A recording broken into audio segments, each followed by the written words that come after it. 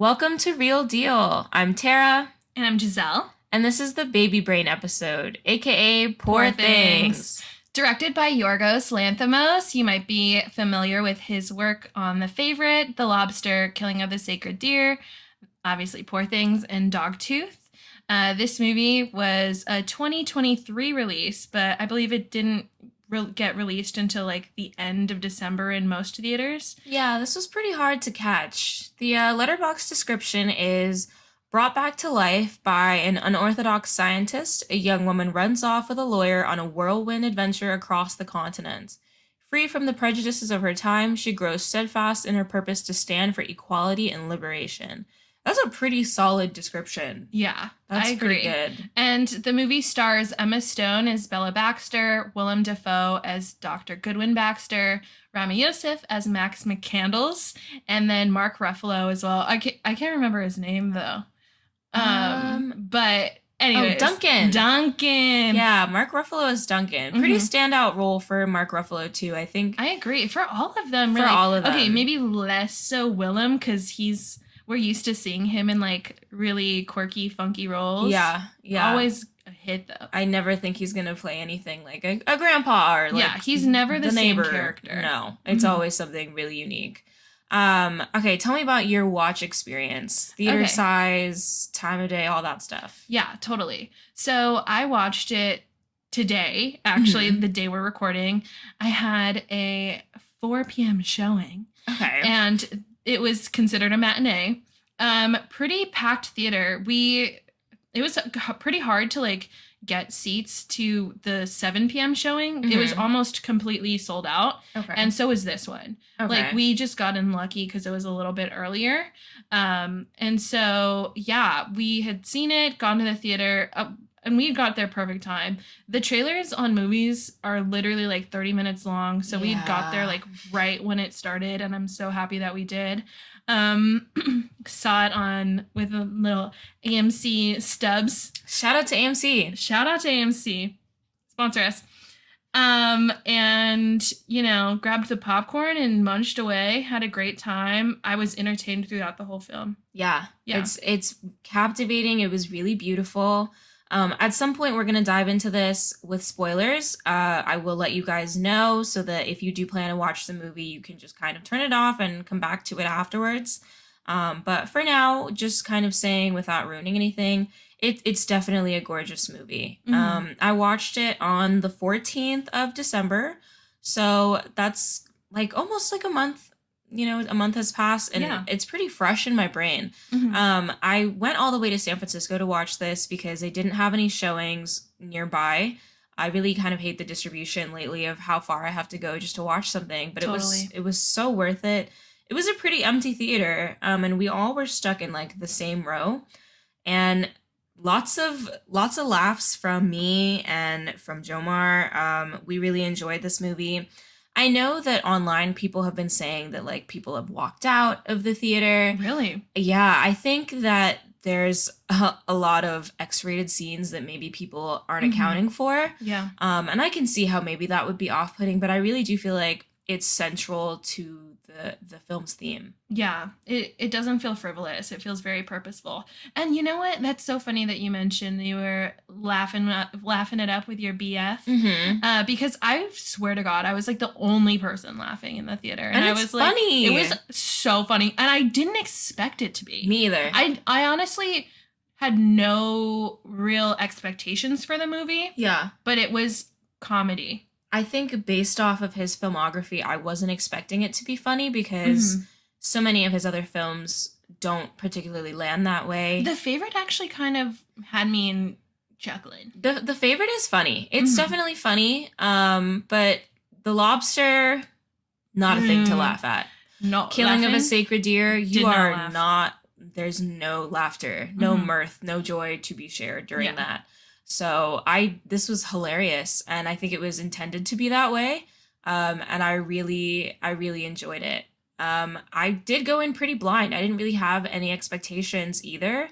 I think I just thought about his previous movies, and I just knew I was excited to see it. So it really blew my expectations out of the water. Yeah. What did you give it on Letterboxd? What was your rating? Oh gosh, probably like 4 Or 4.5 probably. Hmm. Thinking off the top of my head. Let me take a look. Yeah, I give it 5, which, yeah, Yeah. I thought it was a 5-star movie. Hell It yeah. was pretty good. I gave it a 5 as well. Yeah, I think it was excellent. Diving kind of into spoiler territory, once we watched it, kind of breaking down the movie, I really enjoyed, and I think the letterbox description really covers this, how much of this movie is really about Bella Baxter rediscovering herself, being born again. And this episode is called Baby Brain because, and like I said, spoiler territory, so go ahead and turn it off if you're not, ready for that. But Emma Stone, Bella Baxter, she attempts to end her own life. And then, Godwin finds her and places the brain of her baby that she was pregnant with inside of her head. And so she's reborn and is living this life as a born again child in the body of an adult. And it's you see so much life and liberation through her eyes as she learns about trauma, poverty. I mean, she's learning about liberation and freedom and sex and all these things for the first time. And it's such a crazy journey. Yeah. And also, I think that one of the great things about this film is it does touch on topics and it uses it with that humor, and I think that like it doesn't feel like smarter than the audience. Mm-hmm. It's very accessible, and I think that maybe people that are a little bit more precocious about how they feel about movies or the comedy in their movies are going to enjoy it too. Yeah. I think that, there are lots of themes that it's kind of like blink and you miss it. Yeah. And jokes too, where it's like blink and you miss it. I think that Emma Stone gives like one of my favorite performance. Honestly, like Emma Stone is like Emma Stone to me, nothing like particularly crazy in her filmography that had me like, yo, Emma Stone is so crazy good. Really? I love La La Land. I watched that for the first time last year. I loved La La Land, but I feel like it was like, I don't know. I was just like, yeah, that's Emma Stone. You know? Yeah. I feel like this is just like very different for her. Very and out of the box. I loved it. Yeah. Yeah. And I think that Rami Youssef, so amazing too. I want to see him in more things. Did you watch his show? Like his show? No, I haven't seen it yet. I've been meaning to check that out. Mm-hmm. But... It's really funny, and he has like a sweetness to him, and I think that translates really well in this movie too. And Mark Ruffalo, so good and just hilariously funny. He also, I think, delivers like a performance that is very unique for his like his little oeuvre. I should say. Yeah. Really good. I know that there's some Mark Ruffalo truthers on Twitter who were like, we've been here, we've known this. But I think to the average person, when you see Mark Ruffalo, you think of the Hulk. You don't always think about like other movies like this. And so I was really taken aback and really surprised by his performance. I really enjoyed it. And the way that him and Emma share the screen was so funny and so enjoyable. And I think he really plays the role well of a man just being a man. Like men's really just being dudes. Yeah, dudes just really being dudes, not understanding a woman's freedom, not really being here for that. Loving the idea of Bella Baxter because she's unique and unattainable, and that's cute and that's fun until you're like, oh wait, I actually really can't own you. Like it's not a joke. Like, I really can't. Okay. Yeah, totally. And I think that's something that's really unique about this movie too. Is I'm sure there are people that are gonna be like, oh, these themes are so obvious. Like this is so obvious. It's like just a feminist movie. Like I agree. It is like a feminist-y movie. And I'm sure that a lot of people are going to have problems with it being written by a man. However, I feel that it supersedes that. And I feel like it definitely is truly like an entertaining movie. I feel like it kind of feels like the anti-Barbie movie in a way. Like, yeah, I think very opposite of that. Yeah. For sure. Like the real quirky girls like version of the Barbie movie. Yeah. I mean, it has a lot of the same themes, to be honest. And I just appreciate the depth in which it goes to like really highlight that like, sex work is not a bad thing. Yeah. Like women have complete agency over, where they go or how they're treated. And I appreciated too that in before Bella dies, that she's like not a good person. Yeah, I think it was really important for Yeah. them to show that, and to show the kind of person that she was married to as Hmm. well. I think that that was so interesting, and I don't know, I found it to be so refreshing, and I know that we've had a lot of conversations in the media. I think mostly about Oppenheimer and discussing whether sex scenes are necessary in Yeah. film. And I feel like in this, it absolutely was so central to the theme. I also think the same about Oppenheimer, though. I think that that was the sex scene in Oppenheimer is critical. Yeah, I think so. I think it's important, and I think that seeing Bella Baxter evolve is just one of the best things in the movies in 2023. I also know that Emma Stone has said that she took a lot of liberties with Bella Baxter, and that Bella Baxter is her character and is so important to her. So while it was directed by a man, I think that you really see Emma shine and step into this character, and you are with Bella Baxter for 141 minutes. I think that you really see that it's her story. It's Yeah. not about Yorgos at all. Yeah, totally. And on the production side of things, Oh, incredibly beautiful movie. beautiful. The choice to make the like almost blue tinted grayscale at the beginning Hmm. a thing until she like goes off on her own, and There's color in her there's world. color in her world. She's Yeah, gaining experience, she's getting knowledge, yeah, and she does have this literal baby brain, yeah. and she's going through life and she's developing, and she's having like these amazing like completely like rational thoughts, and also like questioning the world around her, and why these things, like with the prostitution thing, Yeah, where she had told the madam or whatever, she was like, why is it this way, like science is about evolution, and yeah, like about evolving our methods, and like we should evolve the methods to be it where like the girl picks the guy and yeah. things like that. I think like that was really interesting, and yeah, it was just like beautiful. And what I also really enjoyed was the costuming.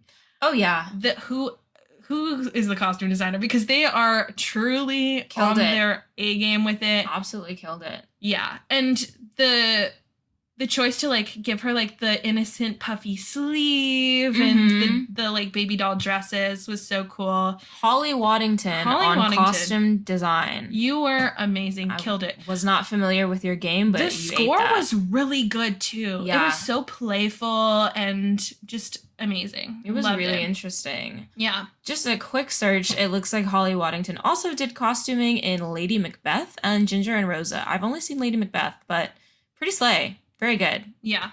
And so I really appreciate everything, and it bumped out High Fidelity on my top 4 in my letterbox, because it was just like everything I absolutely loved in a movie. Like Yeah. the acting, the costuming, the set design, the humor, the like nod to Frankenstein. Yeah. Again, I would like to reiterate, I am a Frankenstein stan, have been since day one. Don't forget it. I will be on all these Frankenstein movies, including Yeah. Poor Things. Yeah. So I was just really impressed by it, and yeah, just the search for knowledge and truth and acceptance. It Yeah. was just beautiful. So real, Mhm. I think 2023 too, just kind of diverting away from this movie alone, was such a crazy year for women. I think just thinking about like the buying power of women and like women's stories. You've got Barbie, you've got Poor Things, you have two major tours going on. You've got Renaissance and Eras tour, and I think it's just so awesome to see such a creative and beautiful movie about female agency. I really enjoyed that, and I don't think it's not afraid of anything too. Yeah. I think it really pushes the boundaries of those conversations. And I know that there is, like I said, criticism about the necessity of these sex scenes and written by a man. Like, is that all that female agency is? But I think that that's really just important to the conversation, that Bella is doing things on her own terms and having these sexual relationships and this freedom like on her own terms. It's not decided by anybody else. Yeah. And I really enjoyed that. And I think that what is different between this and maybe Barbie is that you do spend a chunk of Barbie kind of, well, controversial, but maybe feeling bad for Ken or feeling like a lot of the story is central to Ken. And Mhm. in this, it's really just about Bella finding herself. Yeah. And all of the men in this story are not main characters. You Totally. know, they're just little stones in her journey. And I Mhm. just thought that that was beautiful. I thought that that was an awesome change of pace. Yeah. And I think something I appreciate about the movie too is like it Willem Dafoe's character, Mm. God, he wasn't like, no, you can't go off and go on this trip, you know? Yeah. And also at the end where Alfie shows up, her husband in her previous life, Yeah. and she goes with him. Yeah. And she checks that And out. she checks it out, and because she wants to have the experience, and she's like, well, let me see. Yeah. Is this better? And she Yeah. leaves Rami at the altar. Yeah. And it was just like, okay, like, you know, She like, needs to see for herself. yeah, which I appreciated. Yeah, she's going to the lengths to discover every part of her story and kind of reclaim it for herself. And I love that. And I love the ending. It was killer. It was badass. Yeah. You know, she's fully walking, talking, educated. She spent all this time in other countries learning about herself again, and she's reclaimed herself. And I just thought that was so cool. She's surrounded by the people that she loves in this life that she has built for herself. I just Mhm. thought that was dope. And the movie's beautiful. And yeah, the score was pretty killer. Yeah, it definitely felt like uh almost Tim Burton-esque, like Alice in Mhm. Wonderland. Yeah. You know, it has that same sort of like dreaminess to it. Yeah. And then I don't even know. There's so many movies to compare it to, like the Cabinet of Caligari, like some older movies from like the late 20s, like 30s time. Mm. That's also how it felt. The keyhole shots Yeah. were so good. Yeah. The fisheye was so good. Just so unique. It was Yeah. really refreshing. I really enjoyed that. Yeah, that's what I appreciated about it. Everything felt like pretty original and like standalone, and it was just so well done. Yeah. Yeah. I'm eager to see how this kind of does during award season. I mean, we're kind of at the tip of it. And Emma Stone just took home the Golden Globe Mm-hmm. for Best Actress. And it's a tough race for the Oscars. And I think one of the benefits of the Golden Globes is that there's so many categories. So it is, I wouldn't want to say easier to win because I obviously do not have a Golden Globe myself, but with so many different categories, you know, I think for the Oscars, they're not going to be splitting this up, you know, like they were. It's just going to be Best Actress, Yeah. you know, not Best Actress in a comedy or Best Actress in this, or I think it'll be a pretty tough race. So Yeah. I'm excited to see how this does. And I would love to see Mark Ruffalo take something home. Oh my gosh, yeah, me too. He was phenomenal in that movie. Yeah. Did you have any criticisms for it? Oh gosh. I honestly don't think I can think of any right now. And I definitely have a lot of opinions of movies that came out in 2023, but I really enjoyed Poor Things. I think that's why I gave it a 5, as I really found it to be pretty flawless. Yeah, I agree. There was really nothing that I would have changed about it. Honestly, there were so many little like things like Catch It If You Know It, like talks about like Goethe, like the author, and like all these books. Yeah. It was just like so deep cut, you know, it felt like deep cut but not. I don't know. It was really good. I think it's a movie that is worth watching several times just to see kind of what you laughed over, or like Yeah. what you didn't catch the first time. Literally right when we left the theater, my boyfriend and I were like, we are going back. We were like, should we watch it right now? Like, it was so good. And we're definitely going to rewatch it again because there are just so many things that were enjoyable. Yeah. And like, you wanted to see everything. And I feel like it felt like almost an I Spy book. Yeah. You know? Definitely. And it was gorgeous like that too. There's so much to catch in every frame. I think before Oscar season really kicks off and nominations are out, I think we'll have to give it a rewatch. Yeah, definitely. Just so it's kind of fresh, at least for me, like fresh in the brain. Mm-hmm. But yeah, just gorgeous movie. I definitely recommend checking this out. Just don't bring your parents. Don't bring your parents to see this. No. Yeah. Besides that, any closing thoughts, Tara? No, I loved it. Shout out Baby Brains. Like, that was crazy. That was crazy. It was good. Truly, like, some original thoughts and themes, and as far as like design and things like that in this movie. So Yorgos Lanthimos, we love you. We love you. We're big fans. Yeah. Yeah. Great. Well, thank you guys so much for joining us in this episode, and we hope to hear from you and see you in the meantime. Thank you and Thank have you. a good day or night. Yeah. Bye.